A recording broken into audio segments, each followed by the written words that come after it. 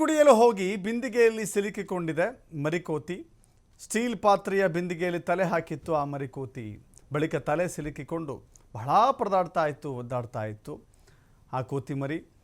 ಕೊಪ್ಪಳ ತಾಲೂಕಿನ ಹೊಸಹಳ್ಳಿ ಗ್ರಾಮದ ಬಳಿ ಕೋರಮಂಡಲ ಕೈಗಾರಿಕೆ ಪ್ರದೇಶದಲ್ಲಿ ನಡೆದಿರುವಂಥ ಘಟನೆ ಇದು.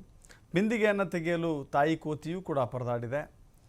ತನ್ನ ಮರಿ ಗೋಳಾಟದ ದೃಶ್ಯವನ್ನು ನೋಡಿ ತಾಯಿ ಕೋತಿಯೂ ಕೂಡ ಮರುಗ್ತಾ ಇದೆ. ಸ್ಥಳೀಯರು ಸಹಾಯ ಮಾಡಲು ಹೋದರೂ ಕೂಡ ಮಗುವನ್ನು ಆ ಮರಿಕೋತಿ ಅಥವಾ ತಾಯಿ ಕೋತಿ ಬಿಟ್ಟುಕೊಡ್ತಾ ಇಲ್ಲ.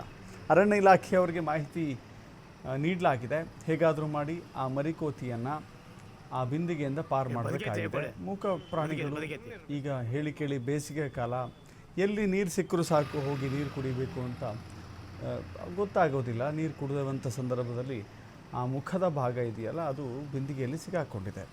ಅದನ್ನು ತೆಗಿಬೇಕು ಅಂತ ಹೇಳಿದ್ರೆ ಆ ಕೋತಿಗಳು ಅಷ್ಟು ಸುಲಭವಾಗಿ ಮರಿಕೋತಿಯನ್ನು ಬಿಟ್ಟುಕೊಡ್ತಾ ಇಲ್ಲ. ತನಗೂ ಕೂಡ ಅದು ತೆಗೀಲಿಕ್ಕೆ ಆಗ್ತಾ ಇಲ್ಲ. ಹಾಗೆ ಹೋದರೆ ಆ ಮರಿಕೋತಿಗೆ ಪ್ರಾಣಕ್ಕೆ ಸಂಚಕಾರ ಬರುತ್ತೆ. ಕುಡಿಯೋಕ್ಕಾಗೋದಿಲ್ಲ, ನೀರು ಕುಡಿಯೋಕ್ಕೂ ಆಗೋದಿಲ್ಲ, ಏನು ಆಹಾರ ಸೇವನೆ ಮಾಡೋಕ್ಕೂ ಆಗೋದಿಲ್ಲ. ಸೊ ಹೀಗಾಗಿ ಪ್ರಾಣಕ್ಕೆ ಕೂತು ಬರುತ್ತೆ. ಅರಣ್ಯ ಇಲಾಖೆ ಅಧಿಕಾರಿಗಳು ಹೇಗಾದರೂ ಮಾಡಿ ಆ ಮರಿಕೋತಿಯನ್ನು ರಕ್ಷಣೆ ಮಾಡಬೇಕು ಅಂತ ಹೇಳಿ ಅಲ್ಲಿನ ಸ್ಥಳೀಯರು ಗಮನಕ್ಕೆ ತಂದಿದ್ದಾರೆ.